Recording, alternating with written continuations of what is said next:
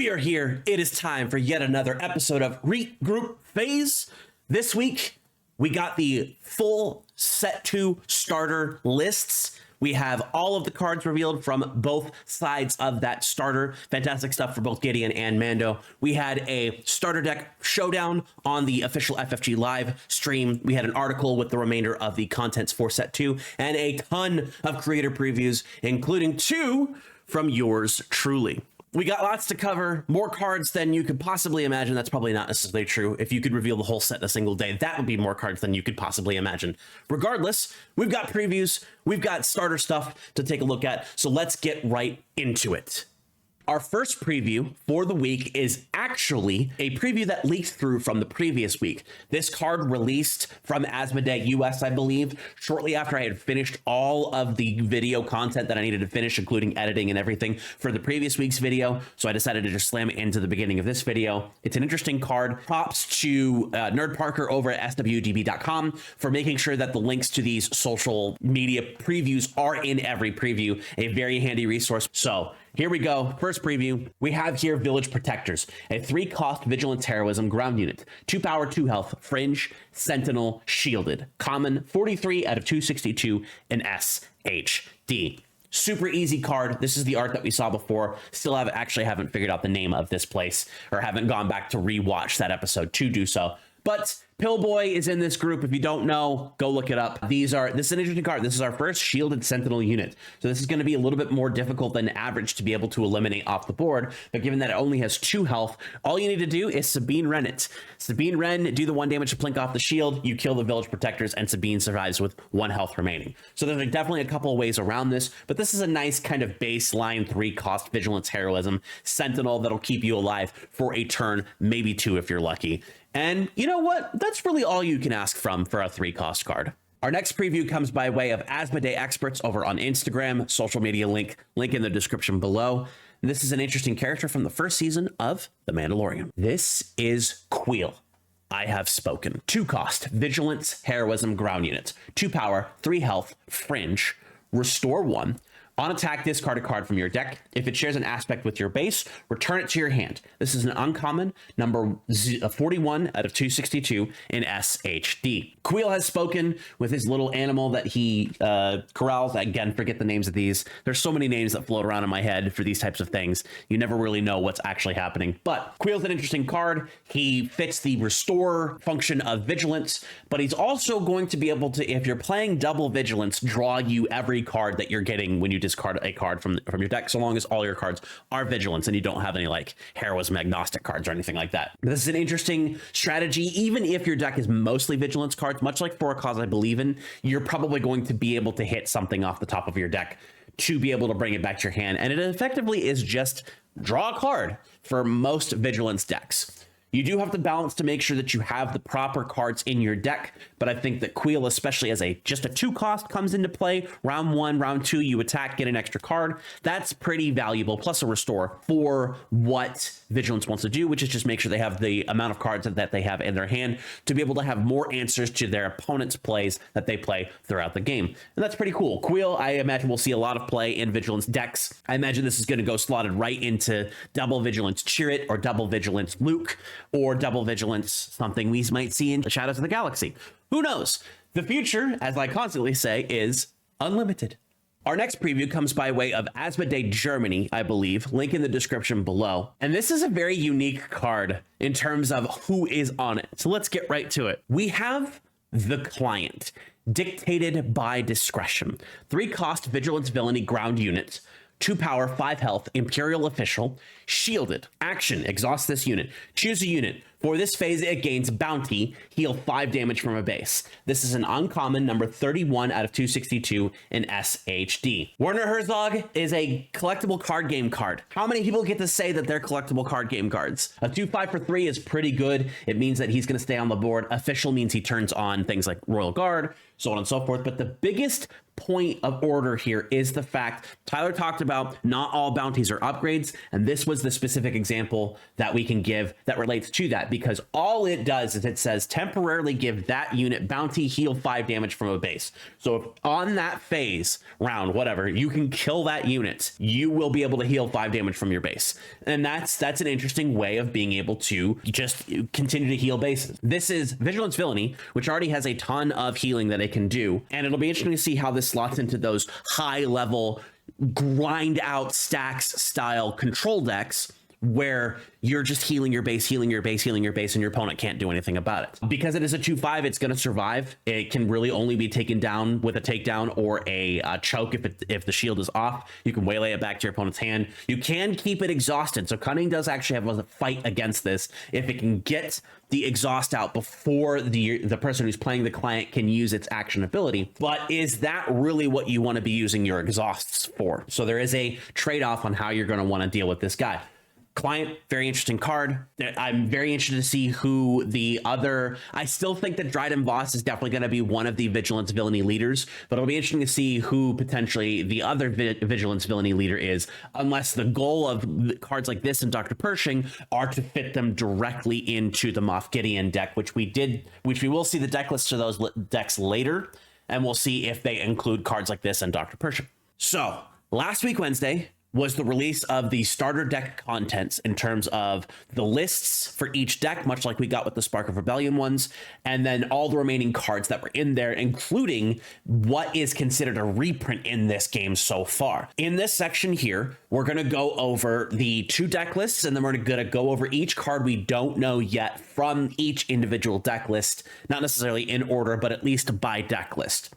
So I have the lists here, and we have Moff Gideon and the Mandalorian. So we're going to zoom in here, get ourselves a nice big image. Right off the bat, our Moff Gideon deck list shows us we have 1 Moff Gideon, that's the leader. Remnant Science Facility. We know this is a Vigilance base. It is likely just a 30 health common base, much like we saw with the 2 bases in the Spark of Rebellion starter. We have 2 Warzone Lieutenants, 1 Dr. Pershing, 1 General Tag, 3 Incinerator Troopers, 3 Outland TIE Vanguards, 1 Privateer Crew, 3 Seasoned Shore Troopers, 2 Snow Trooper Lieutenants, 2 Cell Block Guards, 3 Death Troopers, 3 Phase 3 Dark Troopers, 3 Super Laser Technicians, 1 Client, 1 Karez Heavy Fighter, 2 System Patrol Crafts, 1 Discerning Veteran, 2 Pirate Battle Tanks, 3 Gideon's Light Cruiser, 1 Top Target, 1 Legal Authority, 2 Price on Your Head, 1 Outflank, 1 Timely Intervention, 2 Confiscate, 1 Moment of Glory, 3 Calculated Lethality, and 1 Remnant Reserves. Now you'll notice a couple of different things here.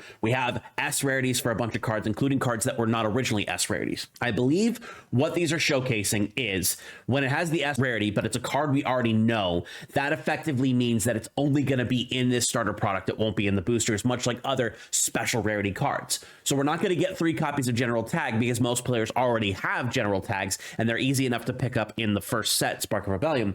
But in terms of Incinerator Trooper, which is a brand new card from this set, we do get 3 copies. We've also got here the 3 Seasoned Shore Troopers and 2 Snow Trooper Lieutenants and 2 Cell Block Guards, 3 Death Troopers. Those are all cards we've had before and are S rarity. So this is likely what Tyler was talking about, where 10-ish cards are not really new cards or not really main set cards. They are reprint cards that are allowed to give these decks a little bit more without having to pull totally just from Shadows of the Galaxy. So in terms of what we have that's brand new in this for special rarity, the Incinerator Troopers, the Phase 3 Dark Troopers, the Gideon's Light Cruisers, and the Calculated Lethalities, as well as Moff Gideon. And then main deck cards that we haven't seen yet: Warzone Lieutenant, Outland TIE Vanguard, Kirak's Heavy Fighter, Discerning Veteran, Legal Authority, Outflank, Moment of Glory, and Remnant Reserves. So when we're done with these 2 lists, we're going to go through those. Next, we have the Mandalorian deck list. Mandalorian comes with 1 copy of the leader and 1 copy of Remote Village. This is probably the other 30 health common Vigilance base. So this will be the first time we know what the 2 common bases are going to be. We have 2 copies of Clan Ren Rescuer, 3 copies of Follower of the Way, 3 Grief Karga, 3 Grogu, 1 Kuil, 3 HARK 290 freighters, 1 Mandalorian warrior, 2 protectors of the throne, 3 village protectors, 2 chain code collectors, 3 Razor Crest, 1 survivor's gauntlet, 1 armorer, 1 cargo juggernaut, 1 Fennec Shan, 1 public enemy, 2 wanted, 2 foundling, 2 resilient, 2 rich reward, 2 snapshot reflexes, 1 Van Brace grapple shot, 1 Mandalorian armor, 3 Mandalorian's rifle, 1 surprise strike, 1 this is the way, 1 spare the target, and 1 fell the dragon. It is interesting to note here that snapshot reflexes is an S rarity, but surprise strike is a common rarity, which means this could be in the set itself. But in terms of special rarity starter exclusive cards, we do have the 3 Grief Karga, 3 Kuil, 3 Razor Crest, and the 3 Mandalorian's rifles. Less reprint starter rarity cards in this set than we've seen with the Moff Gideon deck, but that's because the Mandalorian wants to focus more on the strategies that were in this set, whereas a lot of the big support for Moff Gideon is from the previous set. So new cards we haven't seen yet are the Clan Ren Rescuer, HARK 290 Freighter, Mandalorian Warrior, Protector of the Throne, Survivor's Gauntlet, Foundling, Rich Reward, Van Brace grapple shot. I keep wanting to say grape shot, Mandalorian armor, and Fell the Dragon, because I'm pretty sure we've seen spare the target before. So that's very interesting in terms of the deck lists. Again, I've said it a bunch of times. You'll understand more once I actually get one of these starters in my hand. But the Mandalorian, this deck list is going to be very important for me, starting with the release of Shadows of the Galaxy all the way through either the local store showdowns or the Planetary Championship, if those do end up firing towards the middle of set 2 Shadows of the Galaxy. So these are really cool. I think that both of these deck lists have a lot of really neat things in them. We'll talk about the cards we haven't seen yet before, and we've already talked about a couple of other cards, and that should be fun. But lots of really neat things here. These cards are also on the backs of the bases that come with the set, so you'll at least always know what is actually supposed to be in the decks. And those are the starter decks for set 2 deck lists. With the starter lists finished, let's start going through these previews in order on the starting list, starting with Moff Gideon's side. Our first card is a unit, and it's a low-cost unit. We have here the War Zone Lieutenant, 1 cost command-only ground unit, 2 power, 2 health, trooper, no text, common, 110 out of 262 in SHD. These images are directly from the website, so we don't actually have the highest quality images, so I'll give you as much information as I can as we go through them.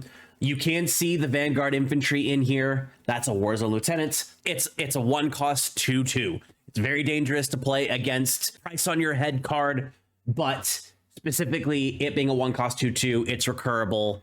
It has the ability to get extra bonuses from Gideon. It fits Gideon's theme while being a cheap cost card, and you get 2 of these in Gideon's deck. Next up, we have a unit that was featured in The Mandalorian, but originated in The Force Unleashed. We have here the Incinerator Trooper, 2 cost villainy only ground units, 2 power, 2 health, Imperial Trooper. While attacking, this unit deals combat damage before the defender.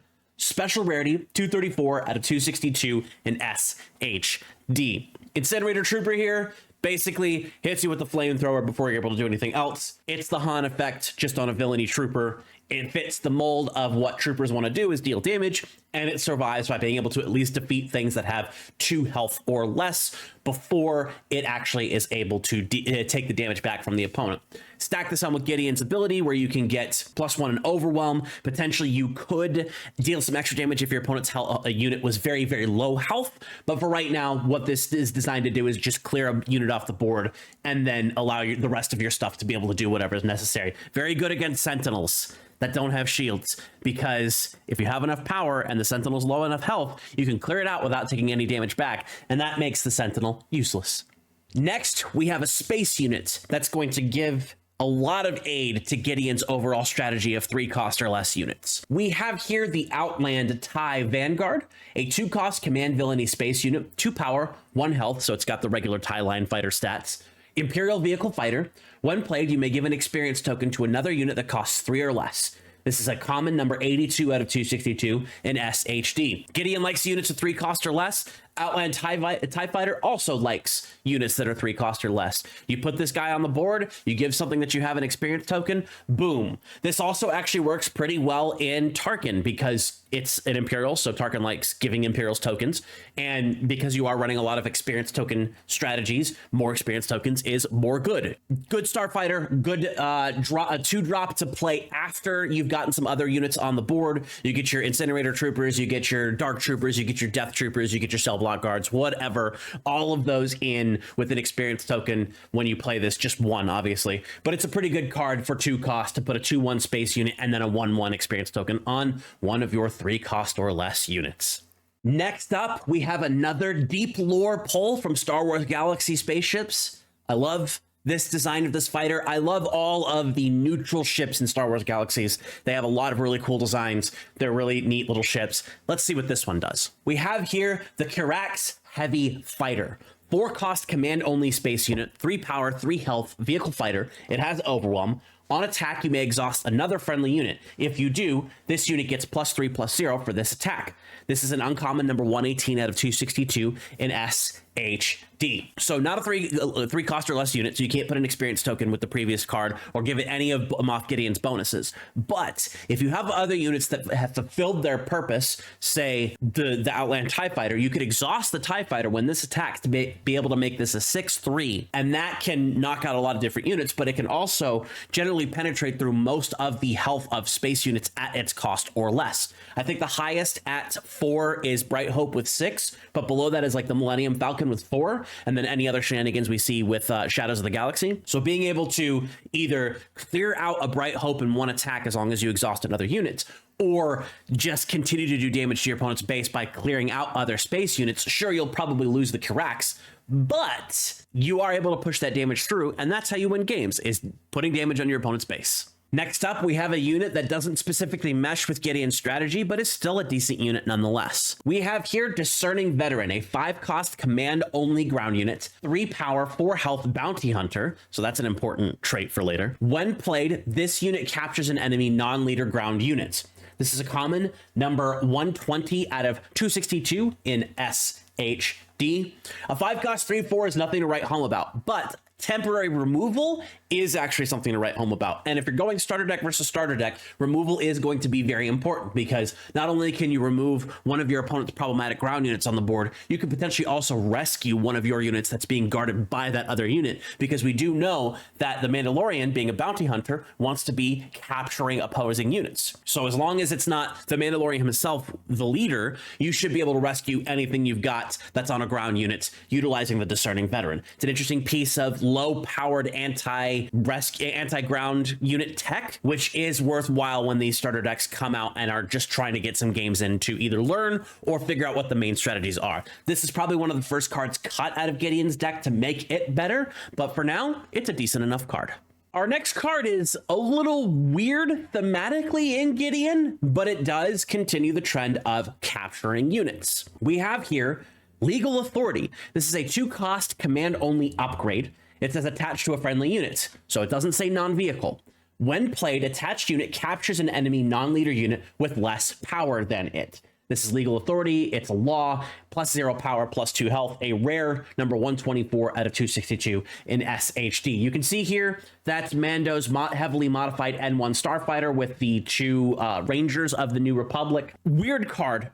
For, again, thematically, because this is Republic stuff and Gideon is obviously Imperial Remnant, but again, it's another card that allows you to deal with either rescuing your stuff from your opponent's units that have captured your stuff, or just temporarily removing something off the board that you don't want to deal with. It does have to be lower power, but that doesn't necessarily mean it's a bad thing. And because we do have Price on Your Head in this deck, to be able to price on your head your opponent's units, Legal Authority your units, and then capture that price on your head to get the resource, that's probably the main combo line for these different cards. But again, I would imagine in terms of upgrading Gideon from what he is in the starter to potentially a more powerful, competitive, or even just local playable deck, these types of cards are going to be the ones that get removed first. But this could be interesting for a bounty hunter deck that is run in command, or anything that runs command that just wants to have that temporary, I have enough power to be able to deal with this, but I don't want to deal with that specifically. Let's knock it off the board for a turn and give my unit +2 health.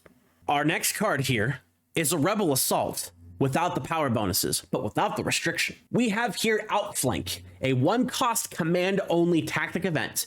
Attack with 2 units, 1 at a time. This is a common, number 128 out of 262 in SHD. This is going to be one of those things like Timely Intervention that is really good, has no restrictions, and allows you to do things that you would not otherwise be able to do, and out-tempo your opponent by being able to attack with more than 1 unit in a single action. The Gideon deck can take a lot of advantage on this by being able to use Outflank to have your units attack other units and gain that benefit from Gideon's leader unit ability to give them +1/+0 and overwhelm. But even still, just a quick attack with a 4 power, attack with a 5 power to your opponent's base for 1 cost. Like I said, it's a Rebel Assault that doesn't have as much power, but doesn't have the restriction, and that's pretty good. Our next card is an upgrade from a previous card that we saw in Spark of Rebellion called Tactical Advantage. So let's check it out. We have here Moment of Glory. This is a 3-cost command-only tactic event. Give a unit +4/+4 for this phase. It is a common, number 130 out of 262 in SHD. Traitor. Whippy wappy, whippy wappy, right? There's not much to say. Tactical Advantage isn't actually used all that often, and I imagine Moment of Glory is also not going to be used all that often. Again, another perfect replacement card to pull out of the deck. You only get 1 of these in Gideon anyway, so you just pull it out, put something else in. But in terms of something that you could use potentially in Limited, this is actually pretty decent because it does pump 1 of your units +4/+4, so you can use it on a Sentinel you desperately need to survive for the round. You could use it on something that you want to attack with in the next round. There's a bunch of different ways to utilize this specifically, but it is not likely going to be a card that sees much overall constructed/premier play.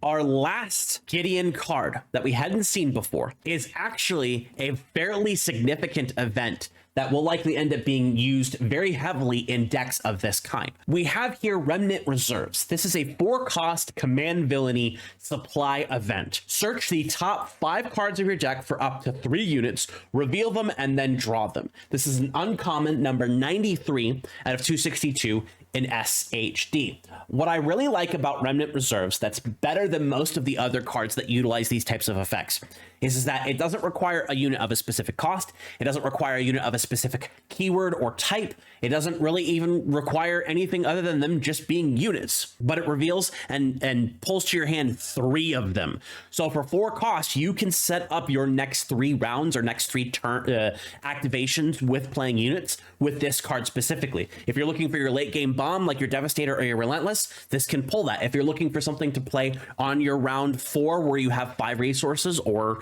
earlier if you're activating things like Resupply, Price on Your Head, Super Laser Technician, you can pull whatever is necessary for those types of plays. You can pull 2 3-cost units that Gideon can then in a later round play 2 activations in a row to be able to get those extra bonuses based upon what Gideon wants to do with 3-cost units. There's a lot of utility with this card, and whereas some of the other ones are play this card, get 1 card back, play this card, get 2 cards back, this is play this card, get 3 cards back. And honestly, that's pretty significant. And I like this card a lot. I also like the art, the Death Troopers, the Stormtroopers. You may or may not know this, but for some reason in Fortnite, they call these AWR Troopers. I know it's because they don't want to put death in their name, but AWR is a very interesting decision moving forward. Fantastic card nonetheless. Real quick before we get to the next leader, I do have the images of the 2 common Vigilance bases. These come with the starter set for set 2 Shadows of the Galaxy, but they'll also be in the regular packs. We have here Remnant Science Facility for Gideon and Remote Village for the Mandalorian. These match the characters very well. They're very cool. The flip sides of these will have the deck lists for each deck respectively, and that's an easy way for you to keep track, much like the first set. And then these are our 2 common Vigilance bases that will come in the packs for Shadows of the Galaxy. There will be no rare bases for the second set, which we'll talk about later, but that also means that we only have to worry about the bases that come in the basic colors, or excuse me, the basic aspects right off the bat for this set 2, Shadows of the Galaxy. Next up, we're going to be looking at the Mandalorian's cards in the starter deck that we haven't seen already. And there's a lot of really cool stuff in here. And let's just get right into it. We have here first Clan Ren Rescuer, a card that completely discounts my theory that Clan Ren is going to be aggression. This is a 2-cost Vigilance Heroism ground unit. 1 power, 2 health, Mandalorian Trooper, 1 played, give an experience token to a unit. This is a common, number 40 out of 262 in SHD. Fantastic little card, risky to play again against Boba Fett, but there's one upside that this character has that some of the other ones don't. When played, give an experience token to a unit. It does not say other units or other friendly units. So you can give an experience token to this unit, you can give an experience token to something that gets turned on by having upgrades. You can put it on an opponent's unit, don't know why you would do that, unless there's something that comes out that says defeat a unit that has an upgrade on it. That might be an interesting way of being able to circumvent certain ways of your opponent protecting their units. But overall, Clan Ren Rescuer is going to either put an experience token on itself to become a 2/3, or it's going to put an experience token on something else to enable that unit's ability to be stronger or have a utility ability based upon having an upgrade on it. And that's fantastic. Love it. Mandalorians, I'm already happy. Next, we have a vehicle that has been piloted by a couple of different well-beloved Legends characters. It's nice to see it in Star Wars Unlimited. Let's check it out. Here we have the HWK HARK 290 Freighter. This is a 3-cost Vigilance Space Unit, 2 power, 5 health, vehicle transport, common, number 60 out of 262 in SHD. The HARK, also known as the Moldy Crow, specifically piloted by Jan Ors in the Star Wars Dark Forces series. Kyle Katarn, also a member of the crew of that. I believe he piloted it at some point. I actually have not played through all of those games. I've played through a couple of the later ones. Jedi Knight 2, Jedi Outcast, and Jedi Knight, Jedi Academy. It's an okay ship. It's kind of bland.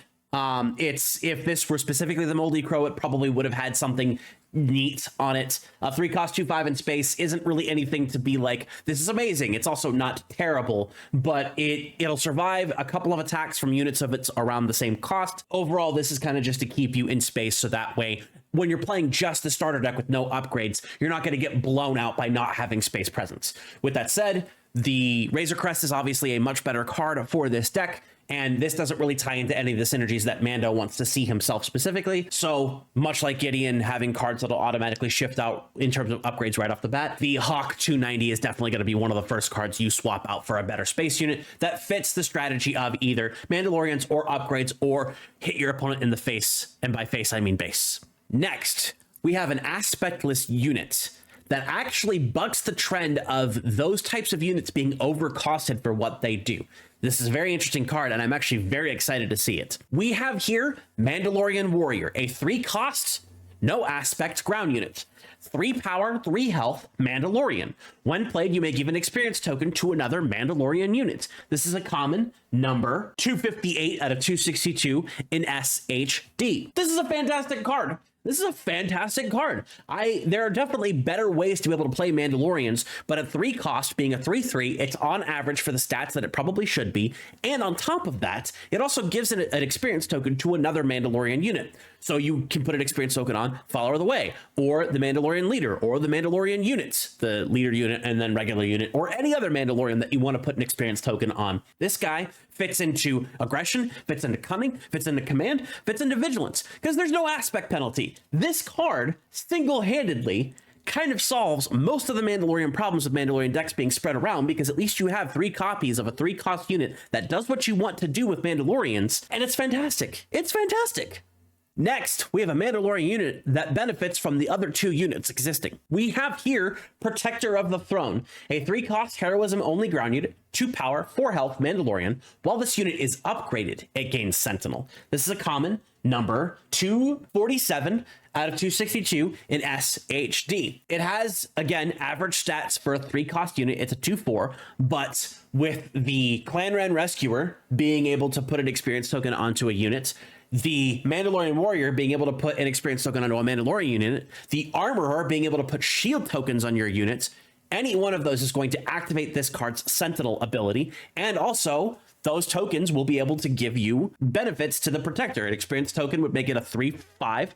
A shield token would make it shielded, obviously, but basically take no damage for the first attack. It can't be easily cleared by something like Sabine Wren. This is a decent card to get as a 2 of in the starter deck for the Mandalorian. And because it is a common, you can find it in the main set, and that fits. A lot of these Mandalorian cards are kind of individually a little weak, but together they make the clans that represent the Mandalorians, which are factions that people really do love. Next up, another space unit for Mando. We have here Survivor's Gauntlet, 5 cost, vigilance only, space unit, 4 power, 6 health, Mandalorian vehicle transport. When played and on attack, you may attach an upgrade on a unit to another eligible unit controlled by the same player. This is a rare number 64 out of 262 in SHD. This is a Gauntlet Starfighter. It transports the troops. This is probably one of the Night Owl transports, which is very interesting. 5 costs, 4/6, nothing to, write home about or be super happy about. The interesting thing about Survivor's Gauntlet, however, is that if you have a unit that has some upgrades or an upgrade on it that's probably going to die in the next activation, you can play Survivor's Gauntlet and move that upgrade from your side, one of your units, to another eligible unit that can take it. So the experience tokens and shields, easy enough. Things like lightsabers and so on and so forth will still need to go on non-vehicle units. Anything that says vehicle unit needs to go to another vehicle unit. But the interesting thing about this is that if you put a bounty on one of your opponent's units and your opponent drops something that protects it so that you can't defeat it quickly or immediately, you can use Survivor's Gauntlet to flop that bounty from one eligible unit to another eligible unit that's also just as easy to eliminate, so you can cash in on that bounty. This means that your opponent can't really guarantee that their stuff is going to survive or guarantee that they can stop you from getting the bounty, because for 5 costs, you can just go, whoop, I'm just going to move it to a different unit. So the utility that Survivor's Gauntlet brings you is very interesting. It'll be interesting to see how moving regular upgrades over on your side is going to be relevant to your plays as you continue to play the Upgrades Matter strategy in any deck that runs it, but specifically the starter Mandalorian deck. Our next card is a bounty upgrade that's going to be very handy for the Mandalorian deck strategy. We have here Public Enemy. This is a 0 cost vigilance only upgrade. Attached unit gains bounty. Give a shield token to a unit. +0/+0, bounty condition Public Enemy. It's a number 68 out of 262 as a common in SHD. Ooh, these are the Spectres on this. That's pretty cool. Public Enemy is a 0 cost vigilance thing, which I imagine we're going to see a 0 cost command bounty, since we've got Wanted for Cunning, we've got Guild Target for Aggression, and now Public Enemy for Vigilance. I hope that command has a 0 cost bounty, because that would be really cool. Ideally, you use this, you tap it down with Mando's effect, and then be able to either ignore it or tack into it to defeat it, or defeat it with another effect to be able to give one of your units a shield token. Because that is an upgrade, again, that helps the Upgrades Matter strategy of Mandalorians, combining Mando's upgrade and exhaust and capture mechanics with, and then bounty with the I need upgrades, giving it a shield token. It's a combination that it just works. It just works.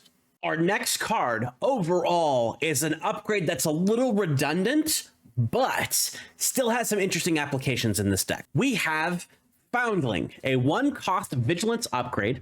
Attached unit gains the Mandalorian trait. +1/+1, Foundling, Mandalorian. It is a common number 69, nice, out of 262 in SHD. So obviously this is designed to go on Grogu to make him a 3/6 and Mandalorian trait, which means that he could eventually be targeted by Mandalorian cards that give benefits. It can be, this card specifically can be searched by This Is the Way, or potentially anything that gives a benefit based upon having a Mandalorian. You put Foundling on Grogu and then play Armorer later on. If that Grogu is still around, you can have Armorer put a shield token on the Foundling because it is now a Mandalorian trait unit. The fact that it gives +1/+1 is actually really cool. So this is a beneficial 1 cost experience token plus trait.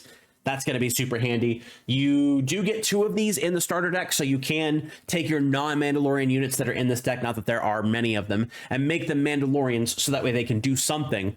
But overall, this is going to be designed to bring in maybe a heavy hitter that can benefit from upgrades to give it a Mandalorian trait to then also upgrade from Mandalorian strategies. It'll be interesting to see how this is affected by other units in the set or other cards that come down the line. But as it stands right now, a 1/1 Mandalorian trait for 1 is not terrible, especially considering the fact that this can still go on Mandalorians and still activate, hey, I need an upgrade abilities on those units. Next, we have another bounty upgrade, but this one doesn't have an aspect. This is Rich Reward, a 1 cost aspect agnostic upgrade. Attached unit gains bounty, give an experience token to each of up to 2 units, +0/+0, bounty condition, Rich Reward. A common, number 261 out of 262 in SHD. Rich Reward costs you 1, but it does give you 2 experience tokens, 1 on each of up to 2 units. That's pretty handy. And considering the fact that you're going to be able to defeat some of these bountied characters pretty easily, that's a very fun upgrade for this specific deck. Beyond this deck, however, this is actually very good for any bounty strategy because, again, there is no aspect penalty involved with it. And being able to get experience tokens on your units means that you can push through more damage, you can push through more protection. There's just so much stuff that you can do with experience tokens, and I like those a lot. And it means we get to use those cool Mandalorian-style tokens from this set, the Shield and Experience, and you just flood the board with all the different tokens. All the tokens. Next up, we have one of those Mandalorian equipment upgrades I was talking about. We were going to see. It's not specifically Mandalorian traded, but it's still something that they used. We have here Vambrace Grapple Shot, a 2-cost vigilance only upgrade attached to a non-vehicle unit. Attached unit gains on attack, exhaust the defender. +2 power, +2 health, item, armor, weapon. Common, 74 out of 262 in SHD. No Mandalorian tag, but that's okay. Mandalorians still care about having this. 2-cost choo-choo, basically giving yourself 2 experience tokens into 1 upgrade is not terrible. The one thing that I find actually interesting is that you are specifically on attack exhausting the defender. So if the defender survives, they can't attack back to do something else, which is, it is interesting. You stick this on a sentinel, so you can attack as long as your sentinel survives. It stays up there on the board, it deals its damage, and then your opponent's unit can't attack. But I think the level of utility of this actually is not very good, because more often than not, when you're attacking into something, you're going to lose your unit, which means you're going to lose this Vambrace Grapple Shot, so it's not going to be as effective for you. And while you do get to exhaust the unit you're attacking, it probably should have been exhaust an opponent's unit in the same arena. Something to that effect, all right, or a ground unit rather than just the defender. There are a couple of niche uses I can see for this, but as it stands right now, I would pretty much just see it as a 2-cost 2/2 upgrade for a Mandalorian unit that just wants to be upgraded. Next up, another upgrade that is a Mandalorian thing. We have here Mandalorian Armor. This is a 2-cost vigilance upgrade attached to a non-vehicle unit. When played, if attached unit is a Mandalorian, give it a shield token. This is +1 power, +3 health, item, armor, Mandalorian armor. It is a rare number 73 out of 262 in SHD. This is a good item. It's +1 power, +3 health. When you attach to a Mandalorian, it gets a shield token, so you're putting 2 upgrades onto that unit. The only problem is that it is not a Mandalorian trait item, so you can't search it with anything that searches for Mandalorian items. Thankfully, this is the way, searches for both Mandalorian and upgrade, and then Grief Karga himself searches for upgrades. But with these things that are clearly Mandalorian stuff, I really would have appreciated having the Mandalorian trait attached to them. It was attached to Foundling, it should at least be attached to their armor. Outside of that, fantastic card, does things that Mandalorians want to have done. +1, +3 for 2 cost, decent, survivable. Again, shield token on a Mandalorian unit. It's self-explanatory. It does what it does. It protects them, and that's good. Next up, we have an event that represents one of the cooler moments from the first episode of season 2 of The Mandalorian. We have here Fell the Dragon, a 4-cost vigilance tactic event. Defeat a non-leader unit with 5 or more power. This is an uncommon number 78 at 262 in SHD. This is representative of when the Freetown in Mos Pelgo guys, Cobb Vanth, Mando, Grogu, and the Tusken Raiders all work together to defeat the Krayt Dragon and get that Krayt Dragon Pearl. Shoutouts to Knights of the Republic and Star Wars Galaxies for the Krayt Dragon Pearl stuff. Really neat. Defeat a big boy is what this says. This is going to slot right into any Vigilance deck that needs to be able to defeat big units. It's a nice, decent counter to things like Avenger and Devastator, while those things will still get their effects right off the bat. For less than half the cost of those units coming out, you just pop it. Much like Vanquish, it's a non-leader unit, so you can't use this against something that's going to cause you real trouble, like Boba Fett or the Emperor or Darth Vader as leaders. But the unit versions of each of those that have 5 power or more, so obviously not Boba Fett, gone. They're gone. And that's pretty cool. Our next preview is A new leader, Cunning Heroism. Art image we've seen before. We knew this card was coming from the previous week of the little image that had the character on it. And without any further ado, we have Lando Calrissian with impeccable taste. Cunning, Heroism, Leader, Underworld trait, Action, Exhaust. Play a card using Smuggle. It costs 2 less. Defeat a resource you own and control.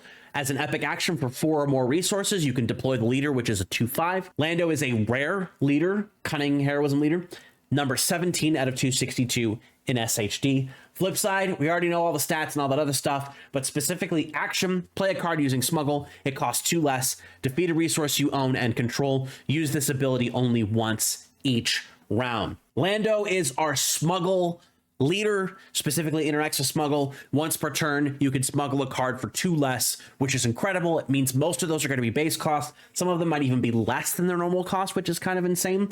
The only downside is defeating a resource you control, which theoretically could be the resource that comes in from the smuggle, because you do replace the smuggled card with the resource exhausted. So effectively, you won't lose any resources for the round, but going forward, you will have lost a resource there.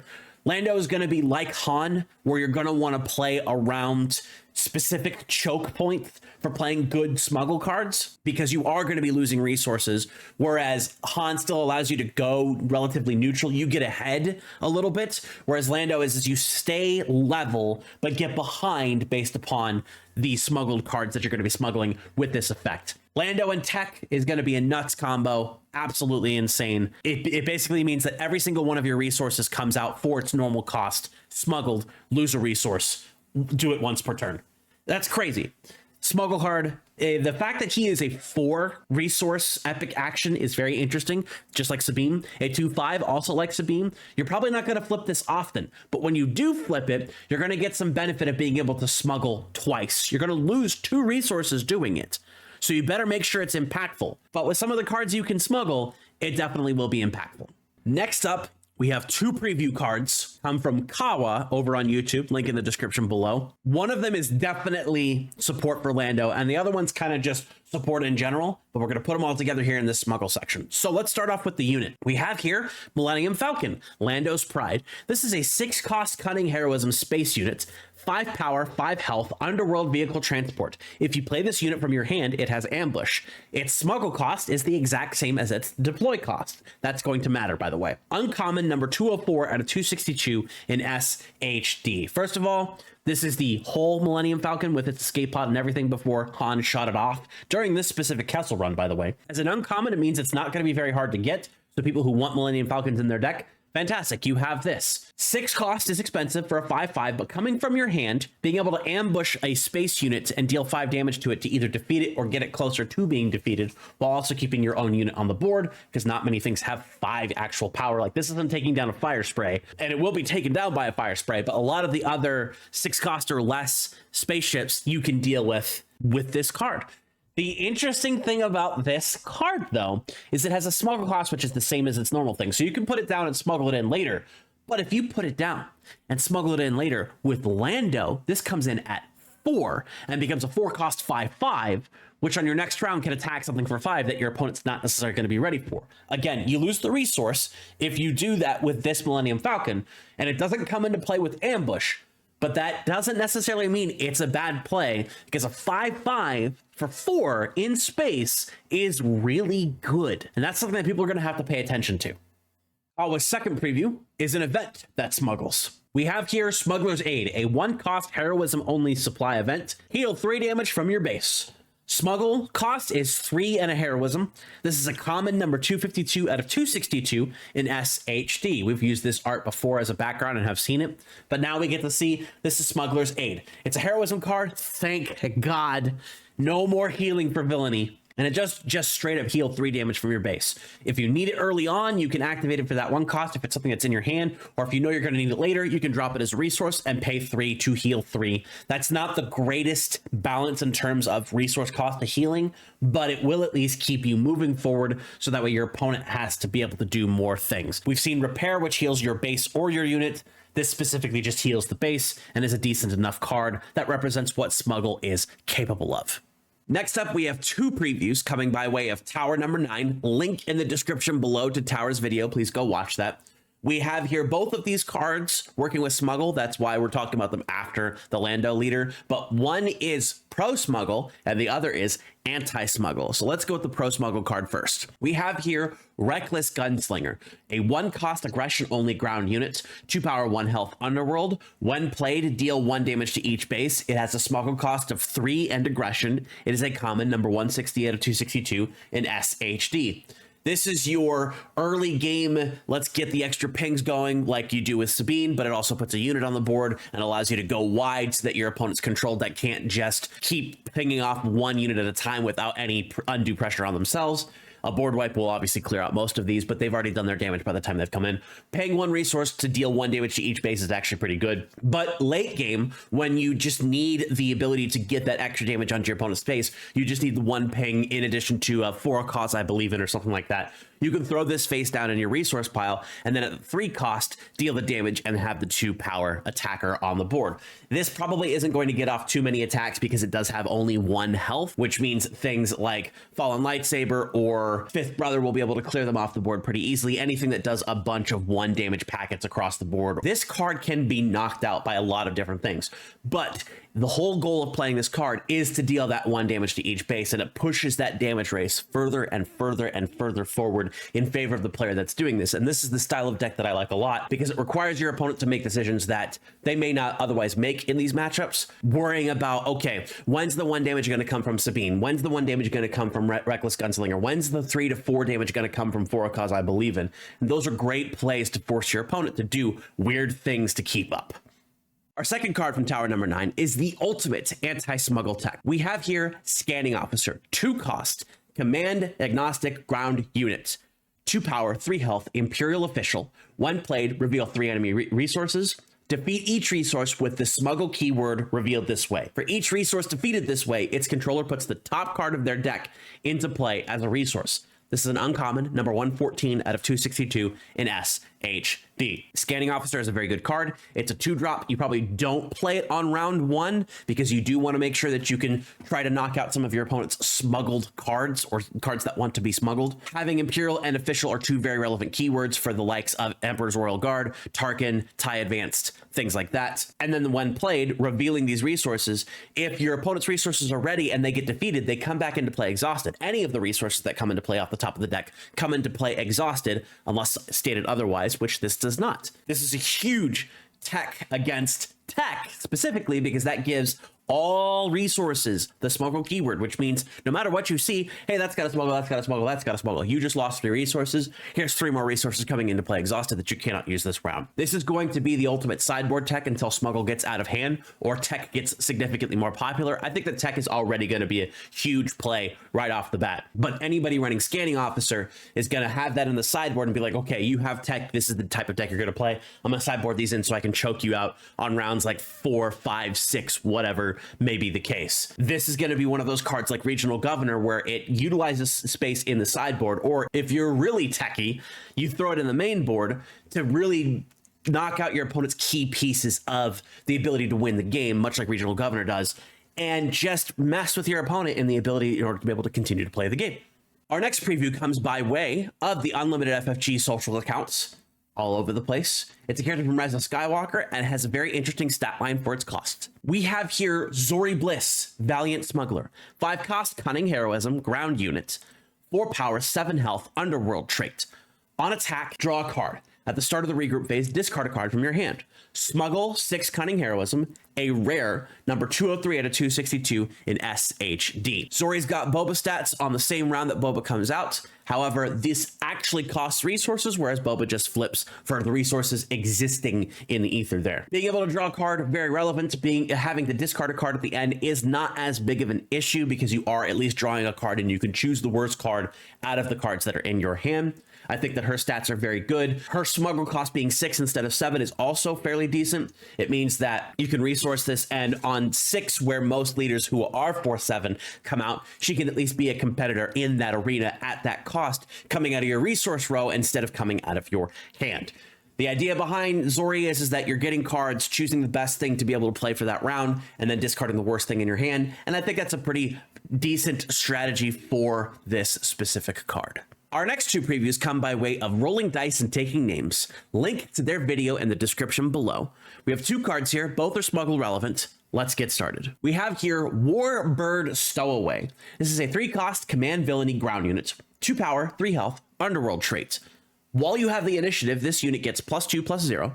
It has a smuggle cost of 4 command villainy, so only 1 higher than its actual deploy cost or play cost. Common, number 86 out of 262 in SHD. This is Draft Chaff. This is something that's designed to be playable with the cards that you open in a pack for sealed or draft. Limited viability, as it were. This is not something you're going to see too much in constructed unless something really bonkers comes out that messes with the underworld trait itself. I keep wanting to call them keywords, but the red ones are keywords, the black ones are traits. Getting +2 while you have an initiative makes it on par with something like Echo-based Defender at 3 or Night Owl Skirmisher, but having that on 4 means that it's very understated for its cost, even if it doesn't cost you a card from hand. The one thing I do really like, besides the fact that this art is really cool, is the rank insignias of Imperial officers on this dude's shirt and bandolier, which is pretty cool. I don't know what this specifically references. If you know, please let me know in the comments below. But otherwise, this card it's okay. The second preview card from Rolling Dice and Taking Names is an upgrade. We have here Armed to the Teeth, a 2-cost aggression unit upgrade. Attached unit gains on attack. Give another friendly unit +2/+0 for this phase. It smuggles for 4 and aggression. It gives you +2/+0. Armed to the Teeth. Supply weapon.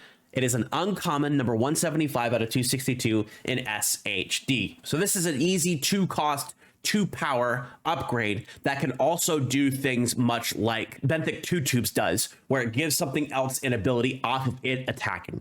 So if you can daisy chain some of these together, you can get a unit that's actually pretty high in attack if your opponent can't do anything about that board state. Armed to the Teeth is probably something that's going to be played in lower to the ground decks because it is a 2-cost, and you want to put it on something that doesn't really sacrifice too much when your opponent removes it from the board, because it likely is going to get removed. So something like Benthic 2 Tubes actually might be a really good target for Armed to the Teeth because you can give another aggression unit raid 2 and then that same unit +2/+0. But it does require having multiple units on the board, which means you have to have a lot of opportunity for you to get use out of these attacks by having more units on the board. It's an interesting card. I love the art. I think that there is some viability to it, but it'll be interesting to see with other cards from this set and the first set how that ends up working all together to create a strategy of lots of units on the board and this upgrade being worth playing on any one of those units that could just die to a stiff wind. Our next previews are my previews.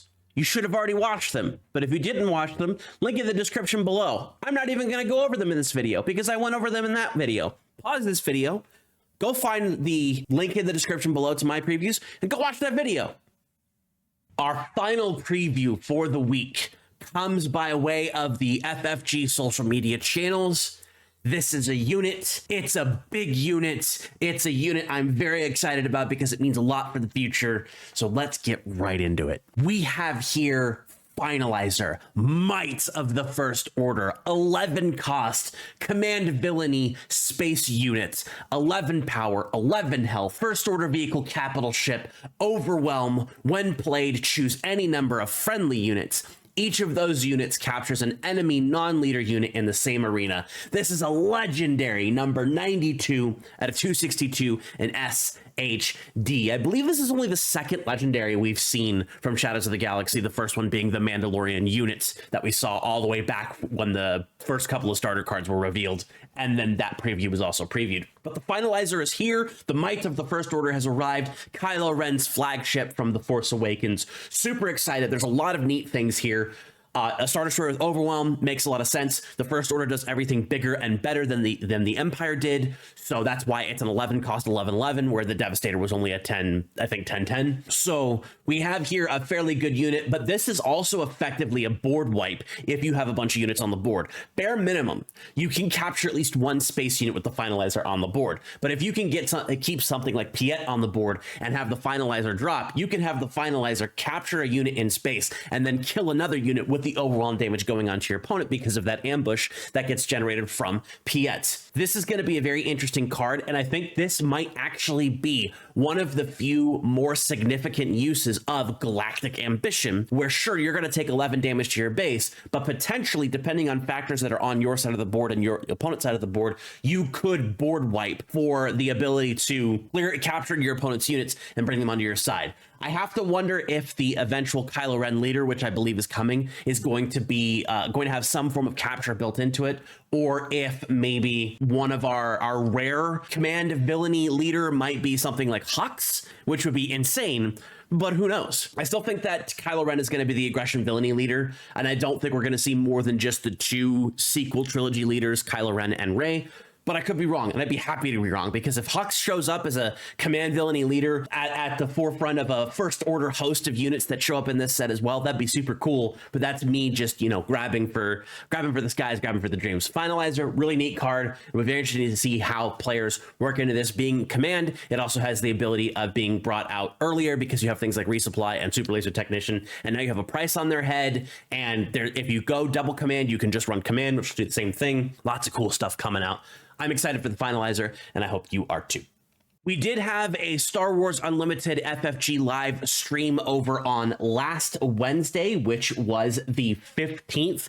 That had a couple of games showcasing the power of the starter decks for Moff Gideon and the Mandalorian. There was a couple tidbits of information. The biggest one that's in there is, we talked about it before, there are going to be no rare bases for set 2, which I think is fantastic. Utilize them in eras where it matters. We'll probably see some rare bases in set 3, for sure in set 4, especially if they're looking at building each year as like a block for design all at one, since we know they're designing for way sets ahead. But regardless, lots of interesting stuff. Go check out that stream in the link below. Lots of cool stuff coming out there from the people that were in the stream. There was so much going on. This video is already so long, so once you're done here, just go check that out and you can get all that lovely information from there. Good gameplay, fantastic games. And that's it. That's all we have for this week, this jam-packed episode of Regroup Phase. They're getting bigger and bigger, although I think last week's might have been the biggest. Who knows exactly how everything's going to shake out once I edit this. But that's it. We're done. Previews are finished for the week. Now I got to gather more information and more previews and do more work.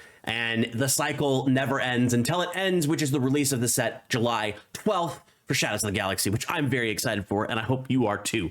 Remember to like and comment on this video, share it with your friends. We've got lovely playlists for Star Wars Unlimited content, Star Wars Unlimited, Action Phase, Regroup Phase. Remember to subscribe to this Star Wars Unlimited channel for all of your Star Wars Unlimited needs. You know how to show your support. We've got memberships and super thanks, but just being here is helpful enough. Thank you very much, everybody, for joining me today. I appreciate each and every one of you. And with that, I will see you in the stars.